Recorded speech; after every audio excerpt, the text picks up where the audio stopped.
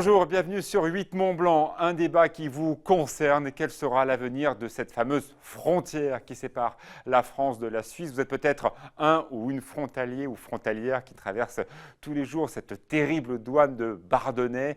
Beaucoup de temps perdu, beaucoup de bouchons et aussi des réactions pas toujours très sympathiques de part et d'autre de la frontière. Quel sera l'avenir de cette collaboration entre ces deux pays dans ce territoire si magnifique de Savoie-Mont-Blanc et de Suisse voisine? On va débattre ensemble avec nos invités. Ils sont tous avec nous. La première que je vais vous présenter est l'auteur d'un livre qui a beaucoup fait parler, une très belle édition, Stock, comme quoi certains éditeurs s'intéressent aussi à notre territoire. Marie Maurice, bienvenue en Suisse. C'est vrai que ça a été un livre un peu pamphlet qui a fait beaucoup réagir les politiques. On apprend aussi beaucoup de choses dans votre livre. Première chose étonnante, la première communauté expatriée de France à l'étranger, ce sont les Français en Suisse. Vous ne le saviez pas? Eh ben non, eh ben non. Mais alors, je suis contente de vous l'apprendre. C'est vrai que c'est assez étonnant. Il y a plus de Français en Suisse qu'à Londres, qu'à New York ou qu'à Shanghai. Donc, c'est un phénomène massif. Les Français sont nombreux à partir en courant de France de plus en plus. Et la Suisse, c'est leur première destination. Et si on rajoute les Suisses, donc les Français qui vivent en Suisse et les frontaliers, ça fait quasiment 1% de la population qui vit en Suisse, ce qui est beaucoup, hein. C'est énorme, et puis on peut ajouter aussi les personnes qui, de manière indirecte, dépendent de la Suisse pour vivre, comme les conjoints, les amis, les épouses. Donc ça fait au final beaucoup de Français qui dépendent directement de l'économie suisse. Vous êtes journaliste, correspondante au Monde, vous habitez donc maintenant en Suisse, vous êtes française d'origine. Je vais présenter les politiques qui sont avec nous sur ce plateau. Mais tout d'abord, un point de vue décalé d'un ancien politique, ancien maire de Genève, aujourd'hui président de la FEDR. Il s'appelle Claude Egui. Il revient sur l'actu de la semaine dernière, assez tendue entre la France et la Suisse. On l'écoute. Je trouve que cette affaire des frontières fermées a pris une dimension qui ne correspond pas à la réalité. On ferait bien de se calmer et parler par contre de la manière d'améliorer la fluidité. Parce qu'il n'y a pas de miracle. Compte tenu du nombre de voitures, il faut bien qu'elles passent quelque part. Et aujourd'hui, nous n'avons pas la capacité de donner des réponses véritablement satisfaisantes. Voyez-vous, sur par exemple l'axe de Bardonnay, il est évident que le passage à la frontière doit être amélioré. L'ATMB, la Société des autoroutes, a fait des propositions pour contribuer à améliorer précisément la circulation sur cet axe-là, en ayant des systèmes de dépistage, notamment de la fameuse vignette, plutôt que d'avoir des gens qui sont installés au bord de la route pour regarder si chacun a sa vignette. Ce sont tout de même des comportements qui montrent que l'on tourne le dos à des technologies qu'on ne devrait pas hésiter d'utiliser aujourd'hui. Ce sont des petites choses, mais qui peuvent tout de même améliorer le quotidien. On vient d'écouter Claude Egui, ancien maire de Genève, président de la FEDR. Il fait évidemment état de ce qui s'est passé la semaine dernière, qui a été très compliqué, ce débat autour des petites douanes. On en voit donc cette photo, cette couverture du Dauphiné libéré de la semaine dernière. Voilà, c'est vrai que ça a fait exploser certains politiques, dont certains sont sur le plateau. Virginie Demy-Muller, votre réaction a été sans appel. C'était une provocation. C'était déjà une décision unilatérale puisque nous n'avions pas été consultés. C'est donc moduler l'horaire d'entrée dans ces 4 petites douanes en la passant de 6h à 8h30. Et ça va engorger encore plus Bardonnay qui est déjà à 54 000 passages par jour. Donc effectivement, nous étions inquiets. D'autant qu'effectivement, Claude Egui fait référence à un certain nombre d'infrastructures sur lesquelles nous travaillons.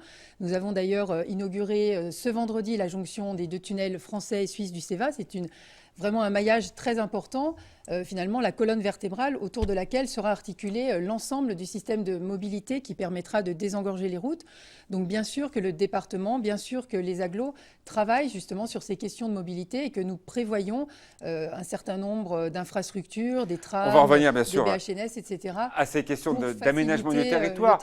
Les déplacements. Mais François Bertschy, vous êtes avec nous, vous êêtes secrétaire général du MCG, Mouvement Citoyen Genevois. Est-ce que vous voyez à travers cette idée, ce débat, une provocation? Pas vraiment, il y a aussi un autre problème. Tout dépend d'où on se place, de quel côté de la frontière on est. Si on se place du côté des petits villages où la circulation est excessive, il est certain qu'il y a des gens qui vivent des situations relativement infernales. Alors je rejoins Madame Duby-Muller, excusez-moi. C'est vrai qu'il y a un problème qui n'a pas été réglé jusqu'à maintenant. Alors des idées sont actuellement étudiées, elles auraient dû l'être auparavant, parce que c'est bien d'avoir des grands projets pour l'avenir, mais il faudrait aussi davantage peut-être de solutions pour le présent. Et c'est les solutions pour le présent qui, à mon sens, manquent. Et il y a des responsabilités conjointes, on ne va pas regarder. Êtes-vous, oui ou non, favorable à la fermeture de ces petites douanes?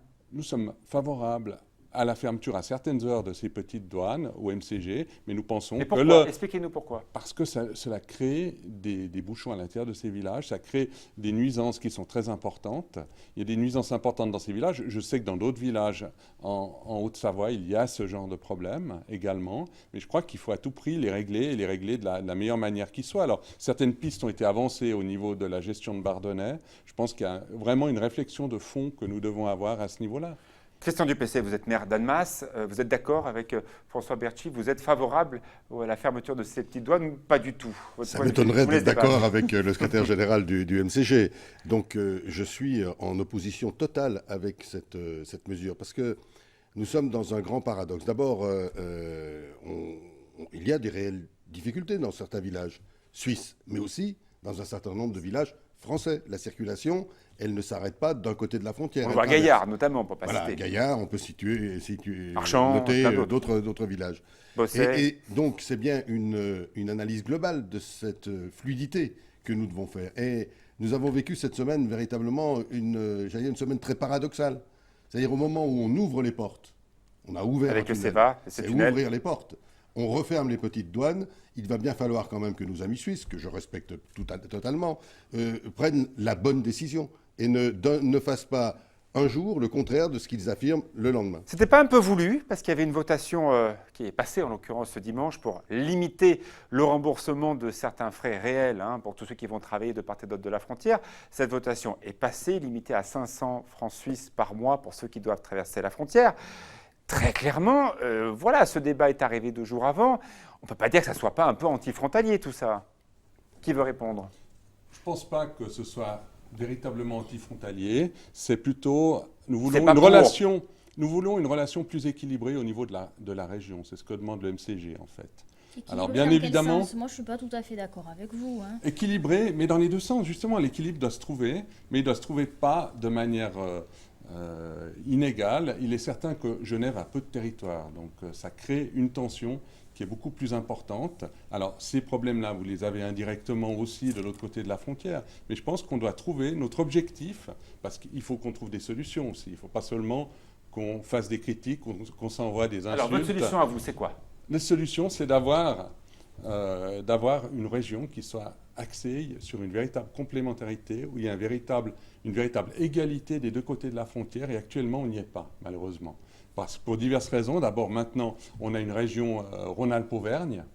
Ça vous fait peur? Ça me fait peur. Je trouve que la direction dans laquelle on va dans la politique régionale est une vision négative, parce qu'il faudrait justement que les centres décisionnaires soient le plus proches possible des habitants. Alors je vous fais répondre, nos 2 élus français. C'est vrai que cette région Rhône-Alpes-Auvergne, qui voit son poids économique basculer de plus en plus vers l'ouest de la région, on peut entendre aussi ce point de vue qu'aujourd'hui, il faut que, notamment en Savoie-Mont-Blanc, les centres de décision soient plus partagés. C'est ce qu'a dit Christian Monteil, c'est ce qu'a dit Hervé Guémard, c'est ce qu'a dit aussi Jean-Jacques Ayrault à la fin de sa présidence. On sent bien que cette grande région, qui est maintenant plus grande que la Suisse, parce que c'est ça aujourd'hui, ça pose des questions. Qui veut répondre? En tout cas, moi, je crois que du point de vue de Lyon, du point de vue de Laurent Wauquiez, elle est identifiée comme une région à fort potentiel. On a le développement de Lyon, on a le développement de Grenoble, on a Clermont-Ferrand, mais on a surtout le Grand Genève. Et je crois qu'en tout cas, le président de la région est bien conscient de ce développement, d'autant que son premier vice-président est Étienne Blanc et qui connaît particulièrement les questions transfrontalières. Martial Sadier est vice-président et connaît aussi particulièrement la région. Donc justement, notre intérêt, c'est de peser davantage au sein de cette grande région Rhône-Alpes-Auvergne, parce que nous avons un potentiel. Il faut bien sûr rééquilibrer les choses. Alors ça, on y travaille déjà dans le projet d'agglo numéro 1, vous êtes un peu numéro 2. d'accord avec François Bertschy qui dit que l'équilibre n'est pas tout à fait là. Vas-y. Oui, je crois que ce n'est pas une question d'équilibre. C'est pas une question d'équilibre. C'est une question d'une capacité de construire, et là, sur ce mot-là, je suis d'accord, une région équilibrée. Mais ça dépend ce qu'on met dans le mot équilibré. je pense qu'aujourd'hui, Jean-Jacques Ayrault l'a souvent dit, mais je crois que ça n'a pas du tout changé avec la nouvelle présidence de la région, que cette grande région avait plusieurs grandes métropoles, dont une des métropoles fortes était la métropole franco-genevoise, comme Lyon, comme Lyon-Saint-Étienne, comme Clermont aujourd'hui. Donc il y a un vrai équilibre dans la grande région Auvergne-Rhône-Alpes. Et ici, aujourd'hui, l'équilibre, il est dans la complémentarité de l'action. On va voir comment, notamment, le sort de ces frontaliers. Là-dessus, très belle introduction pour ces différents politiques qui nous disent ce que vous avez dit finalement dans votre livre, Marie-Maurice. Bienvenue ici au paradis, j'ai dit Suisse, mais c'est la même chose, n'est-ce pas? Les trois, ils sont de partis différents, de pays différents. Ils nous disent que la relation n'est pas équilibrée. C'est ce que vous dites. C'est ce que je dis, mais j'aimerais revenir sur les propos de M. Berthier avant. Je trouve ça un peu gonflé de sa part de juger la politique française et l'état de la région voisine. Qu'est-ce qui vous gêne, Marie-Maurice ? Parce que le MCG est un parti qui fait un peu son beurre depuis des années et qui a mis de l'huile sur le feu sur les relations entre Français et Suisses et qui est partisan de solutions unilatérales comme celles qui ont été décidées cette semaine et qui finalement a été un des partis à faire l'échec de fait de la région du Grand Genève, parce que le MCG semble oublier qu'il y a tout un tas de Suisses aussi qui vont habiter en France voisine et que c'est une région. Donc, on va laisser répondre. Ne construit pas suffisamment de logements, ça n'a rien de personnel évidemment, mais du coup je veux revenir un peu au cœur du débat. Dire que certains villages sont bloqués le matin, c'est oublier aussi que c'est un problème suisse, c'est un problème genevois, le problème des transports. Donc fermer les petites douanes de cette manière-là, je trouve ça vraiment anti-dialogue vis-à-vis de la France. On laisse répondre François Berthier du mouvement citoyen genevois. Il y a deux philosophies. Il y a une philosophie où tout est réglé par Paris, avec délégation aux départements et aux régions. Et nous avons une autre philosophie, qui est la philosophie de la démocratie directe, où le peuple, à tout moment, peut prendre des décisions, peut prendre en main. Et on est dans une situation où il y a quand même, on l'a vu avec cette grande région qui s'est faite de manière décidée par Paris, disons, par une imposition avec quelque chose qui... il y a des défenseurs, elle n'existe pas. Elle n'existe pas, mais elle ne peut, elle est antinomique. Elle est antinomique avec le modèle suisse. Si on va dans cette direction, elle est antinomique parce qu'on a une direction qui appartient aux citoyens, qui appartient à un territoire relativement petit. Une mauvaise connaissance du système politique français. Non, je ne crois pas. Si. Parce qu'en particulier... Je ne mets pas en cause votre travail, monsieur Duplessis, ni celui de Madame Duby, mais je pense qu'on est tout à fait antinomique actuellement du fait de la direction qui a été prise, qui a encore renforcé cette antinomie, alors qu'on devrait être dans et je maintiens, que ça plaise ou déplaise à Marie-Maurice, qu'on est dans quelque chose d'antinomique et on pourra en sortir uniquement par une politique équilibrée que je me plairais à développer tout à l'heure. Le MCG qui vante l'équilibre, c'est quand même un scoop, franchement. Vous serez surprise tout le temps. Oui, effectivement, vous avez quand même une méconnaissance de notre système politique. Effectivement, la région a grandi, mais la région fait partie du Grand Genève en tant qu'acteur, au même titre que l'ARC et donc les collectivités, au même titre que le département, que les représentants de l'État. Qui ont des compétences très fortes. Et en matière de mobilité notamment, et sur le financement des infrastructures. Donc ça montre quelque part votre méconnaissance de notre fonctionnement. Et comme l'a rappelé Marie-Maurice, il y a des projets justement pour les petites douanes, comme d'évitement notamment à Soral, qui sont dans les cartons depuis une vingtaine d'années, et que votre gouvernement n'a pas mis en œuvre. Et si je me permets, parlons de la réalité quotidienne. Pourquoi, aujourd'hui, il y a ce circuit pendulaire, ce temps pendulaire important? Tout simplement parce que même si tous les gens qui n'ont pas d'emploi aujourd'hui à Genève étaient employés, et on sait bien que c'est difficile parce que ça ne correspond pas forcément, il resterait 77 000 emplois non pourvus. Vous avez besoin, Genève, des 77 000 emplois, donc vous avez besoin de votre arrière-pays, qui est notre région. On n'a jamais dit le contraire. Nous, on se bat pour une priorité. On se bat pour une priorité de l'emploi aux résidents. Mais ça, c'est ce qu'on entend aussi vers le Front National et ce qu'on entend un peu dans certains clients, en tout cas d'une droite radicale, qui veulent, à un moment ou à un autre, limiter les emplois de manière sectorielle. C'est ce que fait le Canada, c'est ce que fait d'autres partis. Les États-Unis, bien entendu, aussi. Virginie Miguler. De fait, aujourd'hui, il y a un affichage sur la préférence cantonale, mais comme l'a rappelé Christian Dupesset, je dirais mathématiquement, il y a un manque en termes d'emplois qui ne sont pas pourvus et vous avez besoin des frontaliers dans le bâtiment pour faire fonctionner vos hôpitaux, dans l'hôtellerie-restauration et dans un certain nombre de domaines, la mécanique de précision, ce qui prouve d'ailleurs que nos formations sont plutôt de très bon niveau. François Berchi, une idée, une journée sans frontaliers. Imaginez là, on arrête tout, il y a une journée sans frontaliers. Genève s'arrête. Genève est paralysée. Une journée sans Genève, c'est la même chose, c'est absurde là. De toute manière, le principe frontalier existe depuis longtemps, il n'a pas posé de problème jusqu'au début des années 2000. C'est-à-dire à l'arrivée du MCG. Où il y a eu les bilatérales. Non, le MCG est arrivé après les problèmes. Rentrons maintenant dans ce quotidien de ces frontaliers, ces 100 000 frontaliers qui traversent la douane tous les jours. Je me retourne devant ce mur d'images. Cette réalité de la douane, on la voit en images à Bardonnay, on la voit, vous la vivez au quotidien. Ces temps de parcours ont été donc rallongés. Tous les jours, on va envoyer ces images et je sais que ça vous parle, hein, vous qui traversez tous les jours cette frontière, que ce soit d'ailleurs Gaillard, Bardonnay, les temps sont de plus en plus longs parce qu'en plus de l'autre côté de la frontière, côté français, état d'urgence, retour des contrôles aux frontières, on voit d'ailleurs les douaniers qui s'affairent au quotidien, ça pose des problèmes aussi côté français. Tout n'est pas fluide en France.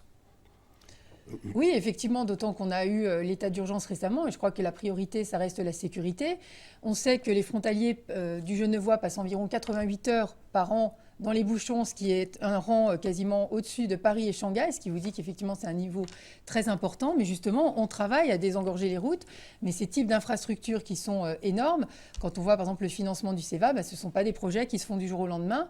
Donc là, le chantier a bien avancé, on sait qu'il sera opérationnel en 2019, et il y a déjà des bus transfrontaliers, il y a déjà un certain nombre d'infrastructures opérationnelles, on continue à développer les mobilités douces, Ma question le covoiturage. est toute simple. Est-ce que cette frontière que l'on voit avec ces agents de douane qui travaillent au quotidien va être de plus en plus ouverte ou de moins en moins poreuse? Marie-Maurice, vous avez une idée là-dessus?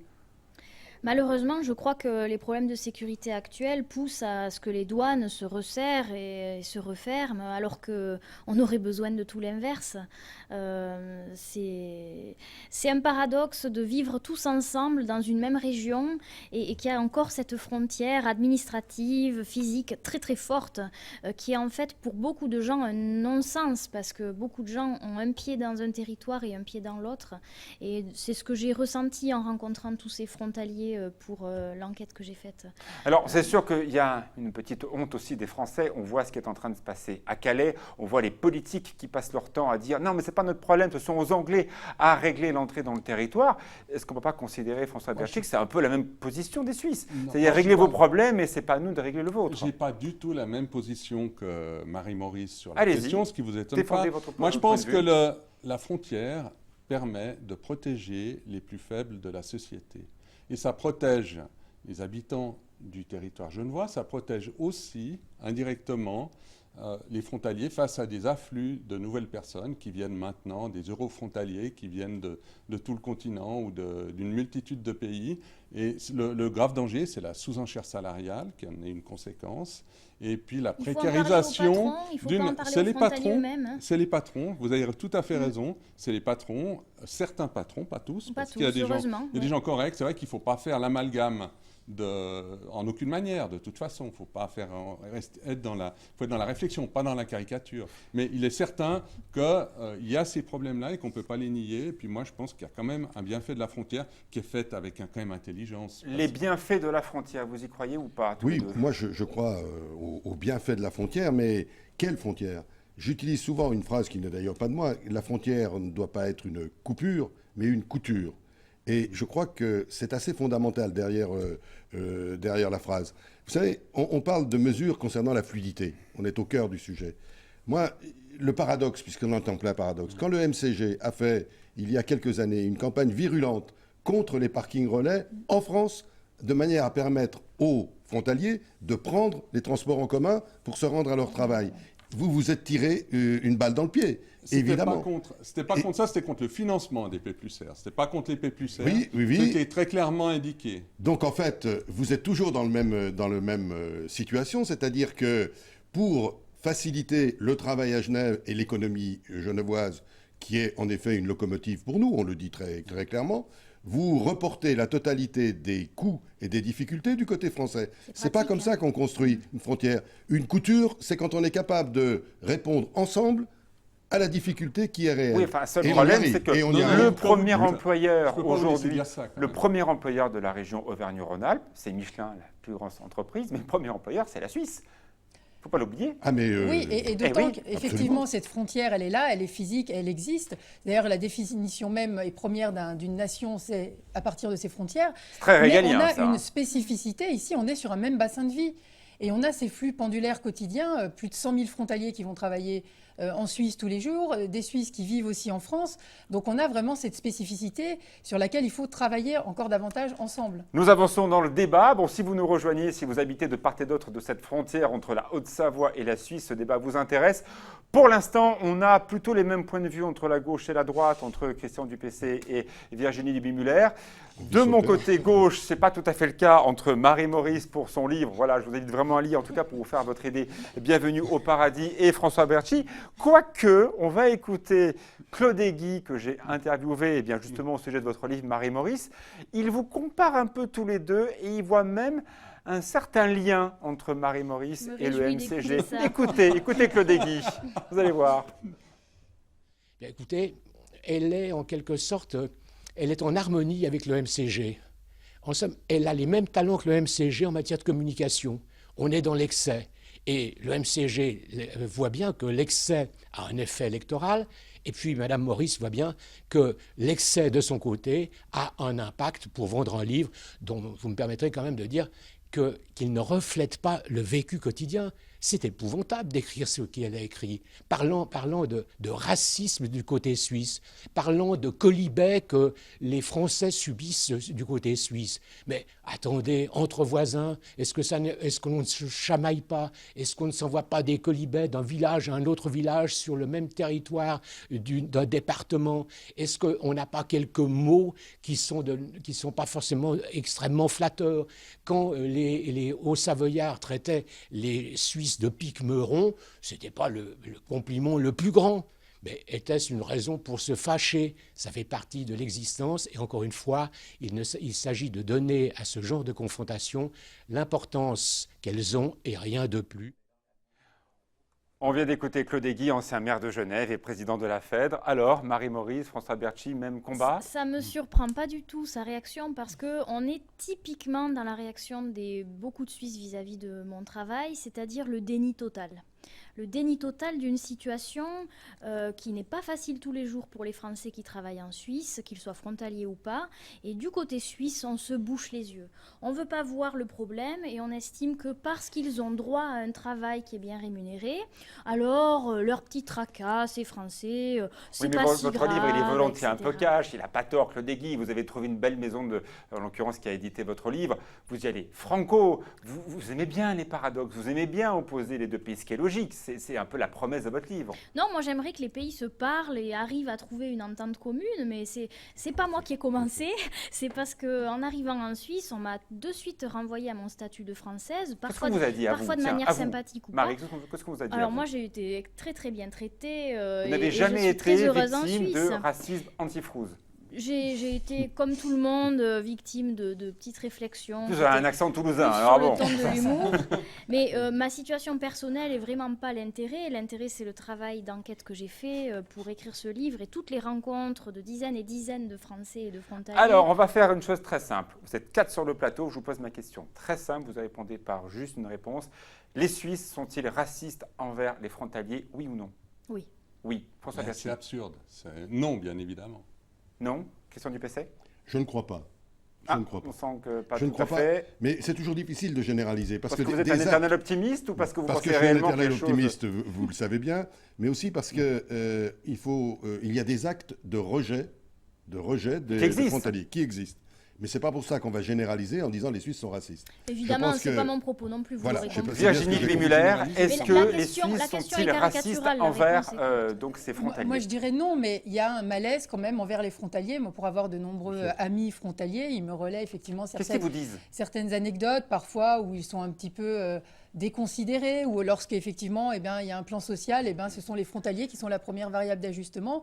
Donc effectivement, c'est un petit peu dommage. Entre nous, le MCG, vous n'avez rien arrangé. On a vu cette campagne d'affichage juste avant la douane à Bardonnay notamment.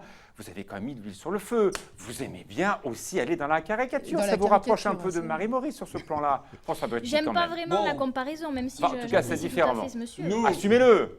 Écoutez, nous sommes dans du jeu politique. Si je regarde les affiches dans le jeu, Monsieur Dupessay ou de Madame Valérie Duby ou de leur parti, non Madame Duby, excusez-moi, j'ai une amie qui s'appelle Valérie Duby, ancienne collègue qui, alors je fais toujours la confusion. Mais pas de souci. Alors clairement, ces campagnes d'affichage, elles ont parlé de racisme. C'est un scandale de parler de racisme. C'est une question. On a une de nos militantes qui travaille dans un EMS pour les personnes âgées à Genève, qui a la peau noire, qui est membre du MCG et qui nous dit qu'elle est l'objet de mobbing et puis de harcèlement de la part d'un cadre frontalier ou de cadres frontaliers au pluriel. Est-ce qu'on peut parler de racisme de la part des frontaliers? Non, je ne le ferai pas parce que c'est une généralisation. Mais on a tous les cas de figure qui peuvent arriver d'exclusion. C'est des systèmes d'exclusion qui peuvent arriver du fait que... Mais c'est ce que les disait très bien. Je ne parle pas de cas particuliers, monsieur. Je parle d'une situation de particulier, votre livre, que j'ai apprécié par ailleurs, mais c'est essentiellement des cas particuliers. Non, je ne parle pas de ces petites anecdotes, c'est pas ça le racisme. Le racisme, c'est pas les blagues contre les Français.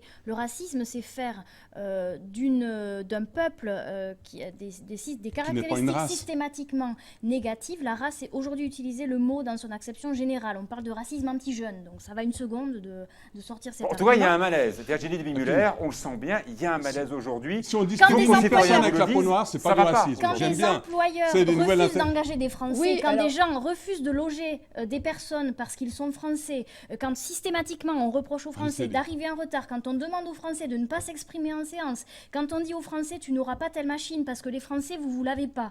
Vous appelez ça comment, monsieur? Alors vous répondez, François Bachet, après on avance. C'est un amalgame assez grossier de beaucoup de petits cas particuliers que je ne connais pas de cette façon-là. En ayant vécu toute ma vie à Genève, une partie à Lausanne, j'ai jamais vu. Franchement, cette votation-là de ce week-end qui limite le remboursement des frais réels pour ceux qui traversent la frontière, mais aussi pour les Suisses qui vont travailler à Lausanne et qui reviennent à Genève. Voilà, 500 francs suisses, quand on sait que le salaire moyen en Suisse est à plus de 4000 francs, c'est clairement une limitation du fait pour les frontaliers d'aller travailler tous les jours de l'autre côté de la frontière. Vous assumez ça? Non, on assume parce qu'il y a une décision du tribunal fédéral suisse en 2010 qui a donné des déductions qui étaient des déductions excessives rendre le travail et qui allaient véritablement être catastrophiques pour les finances publiques genevoises. Ce que vous voulez seulement, c'est rendre le travail et la vie des frontaliers plus compliqués demain qu'hier. Non. Bah si. Non. On veut juste un principe d'équité à ce niveau-là. Vous répondez, Christian Dupessay. Alors, l'équité, je ne sais pas comment vous estimez ce mot, parce que là, on n'est pas dans l'équité, on est dans le fait de viser particulièrement une catégorie d'ailleurs qui, pour l'essentiel, correspond à des Suisses, parce que des quasi-résidents, c'est surtout des Suisses habitant la région française et quelques frontaliers français. Mais là aussi, parlons de la même région. S'il s'agit d'obliger les gens à prendre plus de transports en commun, on pourrait estimer que la mesure est intéressante. Mais c'est demain, ça. C'est demain, c'est-à-dire 2019-2020 avec le CEVA. Avec le CEVA, avec le prolongement des trams, moi, cette mesure, elle ne me choquerait pas forcément. Aujourd'hui, elle me choque parce que le seul moyen qu'ont les frontaliers de se rendre à Genève majoritairement reste la voiture. Pour l'instant. Non, répondez rapidement. Je ne peux pas laisser dire ça. Il ne s'agit pas, pour l'heure, il y a un certain nombre de personnes qui ont été identifiées. Et encore, on n'a pas les statistiques sur les Français, les Suisses qui sont quasi-résidents. Mais c'est un mécanisme qui allait de manière exponentielle. C'est-à-dire que le nombre de personnes qui pouvaient demander ces déductions allait de manière exponentielle. C'est pour ça que nous avons mis le haut là, avec d'autres milieux, comme les milieux écologistes ou autres, qui ont arrêté ça. Il y a un élément quand même très précis, c'est qu'il faut dire, c'est que plus vous habitez loin de Genève, plus vous pouviez avoir de déduction avec ce système. Et alors, ce qui fait, loin de Genève. Plus vous habitez loin de Genève, moins l'immobilier vous coûte cher. Et vous le savez bien. Pourquoi en particulier en France. Vous êtes journaliste. Quand on voit cette votation, quand on voit le climat de la semaine dernière au Parlement fédéral, quand on voit effectivement cette tension de part et d'autre, on ne peut pas aujourd'hui dire que les choses vont dans le bon sens. Ça se tend de part et d'autre de la frontière. Bon, ce qui est regrettable, c'est qu'effectivement, il y a la libre circulation en Suisse s'est faite un peu rapidement, et puis la population, c'est vrai, l'a ressenti de manière forte et en souffre parfois, à certains moments, je ne dis pas le contraire. Ce qui est regrettable, c'est que le frontalier et les étrangers, et les Français aussi, sont les boucs émissaires de ces problèmes. Et peut-être c'est trouver la mauvaise cible pour répondre à ces questionnements qui sont légitimes. Hein. Qu'est-ce qu'on fait quand un pays s'ouvre très vite à la mondialisation? Comment on réagit, comment on vit ensemble, comment on dialogue, comment on trouve des solutions par-delà la frontière? Eh bien, il faudrait s'interroger, pas pourquoi les gens viennent, mais sur le projet politique qui pourrait exister. On va écouter Claude Guy pour sa troisième très courte intervention. Il appelle de ses voeux la création d'une région Léman-Mont-Blanc. Est-il possible de créer une région commune par-delà la frontière? On écoute ses propositions. Et voyez-vous, il y a quelques années, c'est anecdotique, mais nous avions dans notre démarche du diamant alpin reçu une distinction du gouvernement américain. Alors ça peut faire sourire, et pourquoi? Parce que lorsqu'on prend un peu de distance, que l'on traverse les océans pour regarder du côté de l'Europe, à ce moment-là, la région a du sens. On n'est pas en train de se promener avec le drapeau de son village. On prend un ensemble. Et lorsque vous jouez les complémentarités entre la France alpine, la Suisse francophone, la partie Val-de-Tène et du Piémont, dans ce triangle Genève-Lyon-Turin, vous avez là des possibilités qui sont considérables. Puis ensuite, il faut travailler à géométrie variable. Vous avez ce qu'on appelle le Grand Genève, mais comme si, bien entendu, il y a aussi le Grand Lausanne, le Grand ceci, le Grand cela. Donc selon les problèmes que nous avons à traiter, nous nous adaptons. Mais ayons cette volonté. Ayons cette volonté de construire plutôt que de vivre dans une critique qui n'apporte pas grand-chose, précisément qui n'apporte pas les valeurs à côté desquelles nous passons. Alors, on vient d'écouter Claude Guy, donc président de la FEDRE, et qui effectivement a été conseiller d'État et aussi maire de Genève. Bon, c'est de l'utopie politique ou c'est une réalité de construire cette région Léman-Mont-Blanc? Marie-Maurice, vous en pensez quoi?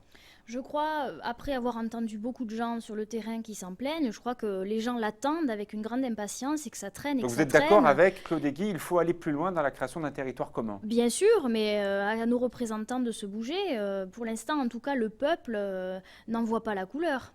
On va voir un reportage de Fanette de Buisson sur le Conseil du Léman que vous présidez, Virginie Duby-Muller. C'est une réaction et en tout cas une application très logique de ce territoire qui doit être administré d'une manière collégiale. On écoute le reportage de Fanette de Buisson. Depuis 30 ans, le Conseil du Léman réunit autour de la même table les départements de l'Ain et de la Haute-Savoie et les cantons de Vaud, de Genève et du Valais. L'objectif, favoriser l'émergence d'une identité lémanique forte. Une institution mal connue du grand public qui s'est surtout impliquée dans les questions de mobilité et de tourisme. Ce jeudi, le Valaisan Jacques Mély passe la main à la Haut-Savoyarde Virginie Duby-Muller pour la présidence de ce conseil.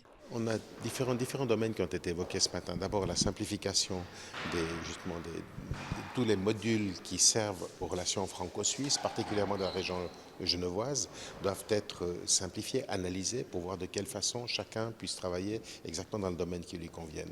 À part cela, un autre élément qui a été évoqué ce matin, c'est les changements territoriaux qui sont en cours en France, qui vont avoir des conséquences également pour l'activité qui se génère dans le Léman, dans l'espace lémanique. Et puis de l'autre côté, il y a le problème de la libre circulation qui est lié à des positions politiques au niveau suisse. Et tout cela, ça démontre l'intérêt réciproque que nous avons. La France qui s'intéresse bien sûr à ce qui se passe politiquement en Suisse et la Suisse, à travers ses cantons de l'espace lémanique, qui s'intéresse fortement à ce qui se passe dans les restructurations du territoire français. Donc ça montre une fois de plus la communauté d'intérêt et de développement que nous avons autour de ce lac Léman. Bienvenue sur 8 Mont-Blanc, ce débat important, tout premier débat, comment vivre de part et d'autre de la frontière. Si vous nous rejoignez, vous n'avez peut-être pas compris depuis le départ où est-ce qu'on va, parce que ce reportage, plus l'interview de Claude Guy, est un peu en contradiction avec les propos tenus par Marie, son enquête, en l'occurrence Marie-Maurice dans ce livre, et puis votre débat tout à l'heure. Là, on est dans une idée de construction. Les gens ont l'air de vouloir travailler. On va faire tout à l'heure, évidemment, répondre la présidente de ce Conseil du Léman. Mais vous, François Berthier, vous en pensez quoi de cette identité, de ce travail commun? Ça a l'air d'avancer, là, ça vous plaît ou pas? Non, j'y crois pas. On va droit dans le mur. Désolé, Madame Duby-Muller. Pourquoi? Allez-y. On va droit dans le mur parce qu'il n'y a pas des bases solides. Les seules bases solides qu'on aurait pour véritablement construire une région, ce serait de se baser sur les zones franches qui sont basées sur des traités très anciens et qui permettent d'avoir une véritable autonomie à la région. À mon sens, et c'est ce que défend mon parti, le MCG, c'est que si on veut véritablement progresser dans une politique régionale, il faut entièrement changer celle qui est menée actuellement en étant sur ces bases qui me semblent plus saines. Virginie Duby-Muller, vous répondez. Cette région, je crois que si on la regarde à l'échelle de l'Europe, c'est une région qui est bénie des dieux. Vraiment, on a un potentiel extraordinaire, on a un taux de chômage en deçà des moyennes nationales et régionales. Donc on il faut continuer. 10% en France, 7% en Haute-Savoie, vous êtes entre 4 et 5 en Suisse, donc ça va quand même bien mieux. C'est quand même assez exceptionnel. Donc je crois qu'il faut le conforter. Le travail qui est fait à l'échelle du Conseil du Léman est particulièrement intéressant parce qu'on travaille sur des actions concrètes, sur la culture, sur le sport, sur la jeunesse. Et justement, je crois que pour dissiper ce malaise, il faut travailler sur l'émergence de cette identité commune. Et il vous dit que vous allez droit dans le mur. Vous êtes d'accord ou pas du tout? Non, justement, je crois qu'au contraire, il faut continuer. Les élus, justement, on travaille sur le GLCT, sur des projets concrets de mobilité, le CEVA, etc. Et ensuite, il faut faire émerger cette identité commune parce qu'on voit qu'effectivement, cette région, elle est extrêmement importante et qu'elle a vocation à grandir. Et donc, il faut vraiment, je crois ensuite qu'on fasse davantage de pédagogie auprès des citoyens parce que les élus, on est convaincus, on avance, on y croit. Et finalement, il y a une déconnexion parfois avec les citoyens. On va voir un dernier rapide reportage de Sébastien Germain sur l'actualité de cette fin de semaine dernière. Bien entendu, la jonction des deux tunnels du futur CEVA. Pourquoi faire? C'est une réalité et juste après on se retrouve. L'image est aussi furtive qu'historique. 23 septembre 2016, la jonction entre les tunnels français et suisses du CEVA est effective. Une étape ô combien importante qui marque une avancée certaine dans cet immense projet. Il y a 25 ans que nous travaillons sur ce projet et c'est un moment très très important. Et il a fallu travailler sur un défi technique et nous avons vraiment réalisé ce défi technique ensemble avec nos collègues suisses. Chaque jour, ce sont près de 550 000 personnes qui traversent la frontière franco-suisse. Et le bassin de population concerné par la future ligne devrait avoisiner le million d'habitants. La liaison CEVA, longue de 16 km, 2 côtés français et 14 pour la Suisse, s'inscrit donc dans cette logique de développement transfrontalier. L'essor économique est lié directement, mais vraiment directement, au tout potentiel des transports. Aujourd'hui, alors on a quelques lignes de bus, on va avoir quelques lignes de tram en plus par rapport aux existantes, mais ça ne suffira pas. Aujourd'hui, on va prendre le CEVA pour venir dans les agglomérations. Dans les agglomérations, que ce soit du côté d'Annemasse ou de Genève, ce sera les transports publics qui prendront le relais et c'est quelque chose qui, je dirais, va bénéficier à toute la région. Plus on se déplace vite, mieux on travaille ensemble. Pour le département de la Haute-Savoie, financeur numéro 1 du CEVA en France, la nécessité du Léman Express n'est plus à démontrer. Aussi, le conseil départemental n'a pas hésité une seconde à se lancer dans ce défi. Plus de 65 millions d'euros sur cette opération. C'est un financement en dehors des compétences du département qui a compétence pour les infrastructures routières, mais nous avons voulu marquer par une volonté très très forte l'intérêt que nous portions à cette frontière, aux frontaliers, à l'économie de notre territoire. Et c'est un engagement financier qui a fait l'unanimité d'ailleurs au sein de l'Assemblée départementale. Ce trait d'union franco-suisse qui devrait voir le jour en décembre 2019 aura également une approche environnementale, puisqu'une voie verte de 4 km sera aménagée autour du CEVA. Bienvenue sur 8 Mont-Blanc, débattez-vous spécial vie à travers la frontière, que vous soyez français ou suisse, bienvenue. On essaie de savoir si votre situation de frontalier va s'améliorer dans les prochains mois ou pas. Ma question toute simple, est-ce que le CEVA va tout changer? Est-ce que le CEVA va rendre un trait d'union entre ces deux pays, question du PC? Est-ce que vraiment ce projet va changer la vie des gens?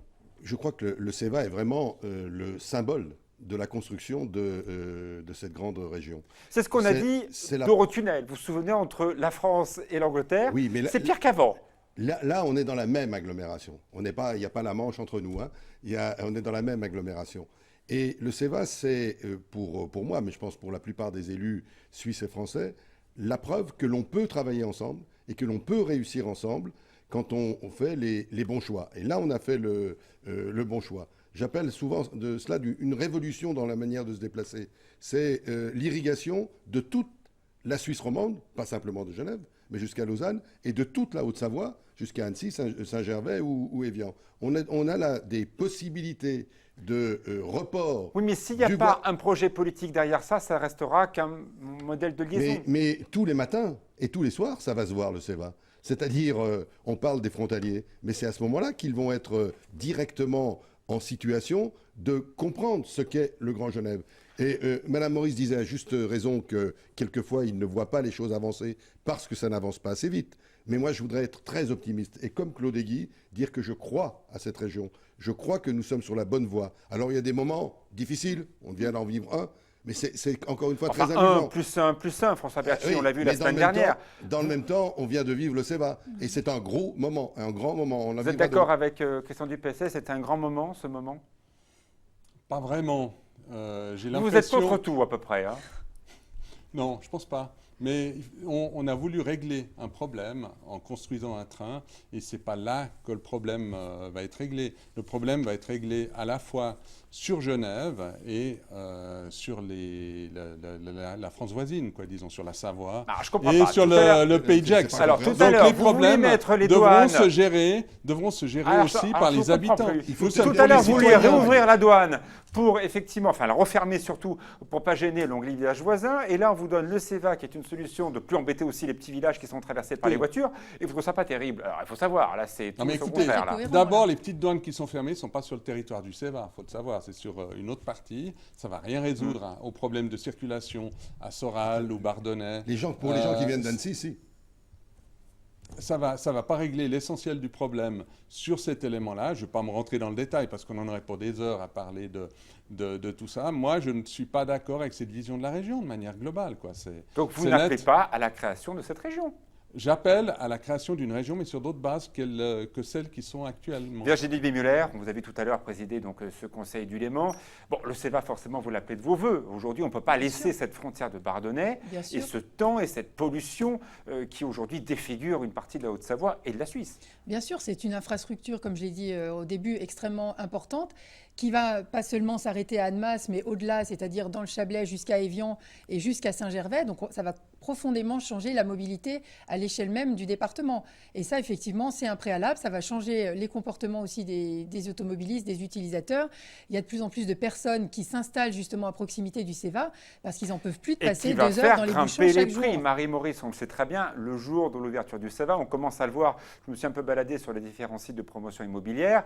À chaque fois qu'il y a un projet pas loin du CEVA, hop là, les terrains ont pris 30%, les projets aussi. C'est là-bas que c'est intéressant. Et oui, mais le problème, il est là, Marie, c'est qu'aujourd'hui, très clairement, ce territoire va encore faire monter les prix. C'est 15 000 nouveaux habitants chaque année en Haute-Savoie parce qu'ils veulent très souvent travailler en Suisse. Est-ce que vraiment le CEVA va tout changer ? Non, je ne pense pas. Dimanche, les Tessinois ont voté pour un stop de la venue de frontaliers italiens sur leur canton. C'est un signal de plus après le référendum, laissez-moi finir, du 9 février 2014 contre l'immigration de masse. Donc avant de penser à fonder une grande région et vivre tous ensemble, il faudrait d'abord que les Suisses continuent d'accueillir les frontaliers, ce qui est encore pas sûr. Je vous rappelle que le Conseil fédéral doit trouver une manière d'appliquer ce référendum d'ici 6 mois. Les négociations sont très tendues avec Bruxelles et à minima, ce qui passera, c'est une préférence nationale, ce qui risque aussi de changer la vie des frontaliers. De jeudi donc soir. Moi, je partage l'optimisme des élus en face de moi, mais donc le CEVA peut être une petite percée, mais il faudrait d'abord que la Suisse sache un peu où elle en est par rapport à ses Français et ses étrangers.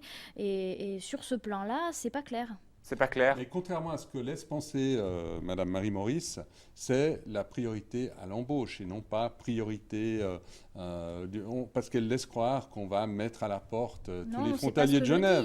C'est inexact, mais c'est ce qu'on peut penser en vous écoutant, alors qu'il n'en est pas question ni au Tessin, ni à Genève, et encore moins à Berne, où ça a été tellement modéré que c'est presque des mesures qui n'ont pas de portée, quoi. Enfin, sauf que il y a quelques semaines, évidemment, tous les yeux de la Commission, bien sûr, européenne sont tournés vers l'Angleterre. C'est un Savoyard, Michel Barnier, qui va essayer de résoudre cette problématique liée au Brexit. Du côté suisse, on regarde bien sûr ce qui est en train de se passer donc en Angleterre, même si évidemment il n'y avait pas de sortie de la communauté européenne.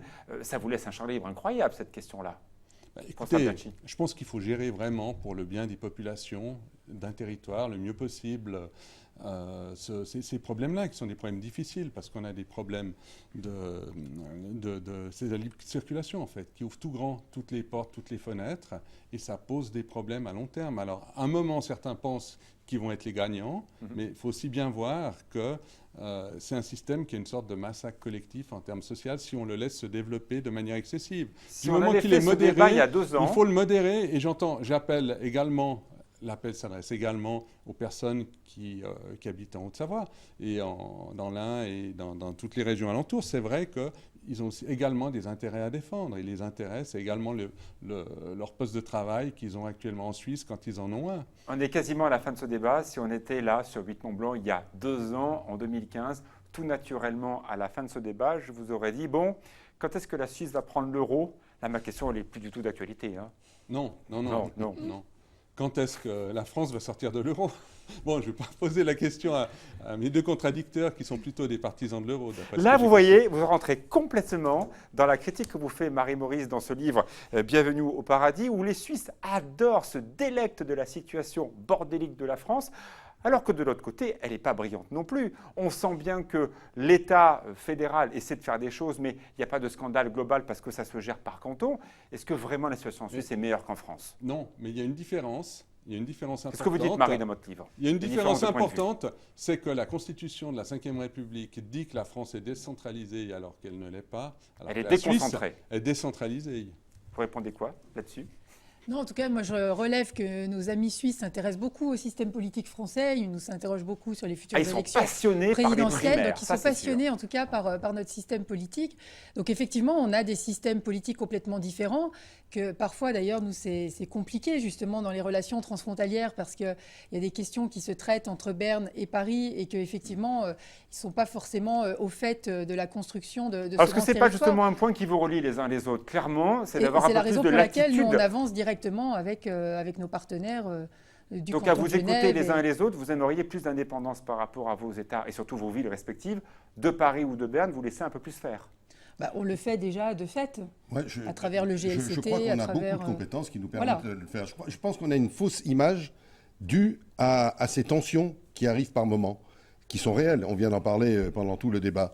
Mais quand on regarde sur un plus long chemin, on voit qu'on progresse. Qui, il y a 15 ans, pensait qu'on aurait constitué, on peut en penser ce qu'on veut, mais constitué le Grand Genève avec une forme d'organisation. Qui aurait pensé qu'on citerait... Grand Genève, c'est peut-être un petit peu réducteur. Claude Guy parlait tout à l'heure de l'aimant Mont-Blanc, ça peut être la meilleure idée. Mieux vaut tenir que courir. Pour l'instant, on tient le Grand Genève, construisons le Grand Genève. Si on peut aller plus loin, on ira plus loin. Mais le projet d'agglomération, c'est évidemment des perspectives, parce qu'on crée des choses, des infrastructures lourdes. On a parlé du CEVA, mais on pourrait parler des tramways. Sur l'avenir, je crois qu'on est d'accord. On sait qu'on est dans le même bateau et qu'il faut qu'on le dirige dans le même sens. Les tensions sont dues au quotidien. Et là, nous avons des progrès à faire dans l'intérêt de tous, à condition d'avoir une relation vraiment équilibrée des 2 côtés de la frontière. Vous répondez, puis après je laisserai conclure Marie-Maurice. Écoutez, je pourrais être d'accord sur l'essentiel avec ce que vient de dire M. Dupessay, en tout cas, sur la vision générale. C'est vrai qu'il faut qu'on ait une meilleure relation. Je ne vais pas imposer, en tant que Genevois, aux habitants de la Savoie, du Pays de Gex, aux personnes qui habitent dans la région Rhône-Alpes-Auvergne. Je ne vais pas leur imposer leur manière de faire. Dans ce débat, les Savoies que Rhône-Alpes-Auvergne. Je me dis que si on veut... J'ai l'impression que vous discutez mieux avec les Savoies qu'avec la région Auvergne-Rhône-Alpes. Oui. Moi, je pense qu'il y a une proximité historique avec la Savoie. Et ce que je souhaiterais, qu'il y ait une véritable souveraineté de la Savoie. Mais enfin bon, ce n'est pas à moi de le dire. C'est aux habitants du territoire de l'exprimer. Et là, mais à titre personnel, je vous rassure monsieur, là, sur ce point-là, je sais que je ne suis pas d'accord ni avec Madame Duby-Muller, ni avec Monsieur Dupessay, mais je pense qu'il faudrait arriver, on pourrait avoir une relation véritablement équilibrée si on avait un pouvoir qui soit plus proche. Marie-Maurice, voilà, vous allez faire ce mot de la fin. Vous êtes journaliste, vous avez donc enquêté sur ces relations franco-suisses avec parfois quelques portraits un peu caricaturaux, on l'a bien vu les uns les autres, mais en tout cas, l'idée pour vous qui êtes toulousaine, qui avez fait Sciences Po et qui vivez maintenant à Lausanne alors que vous êtes française d'origine, est-ce que ce débat est à l'unisson de ce que vous avez vu et ce que vous avez produit dans votre livre ou pas vraiment ?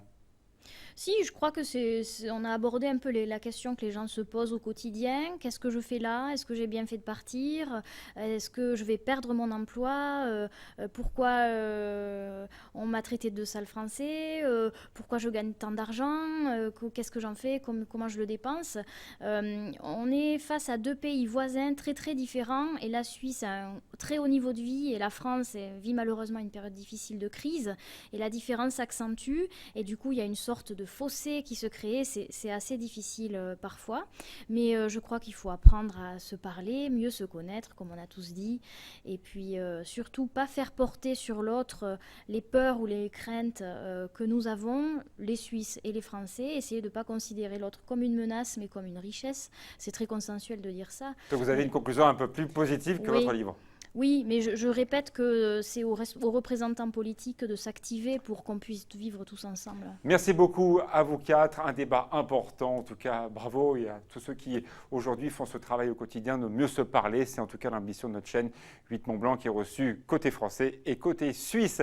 Prochain débat dans 15 jours, nous allons parler d'environnement. Les chasseurs ou les écologistes sont-ils les meilleurs défenseurs de l'environnement? Un débat musclé, vous verrez. À bientôt.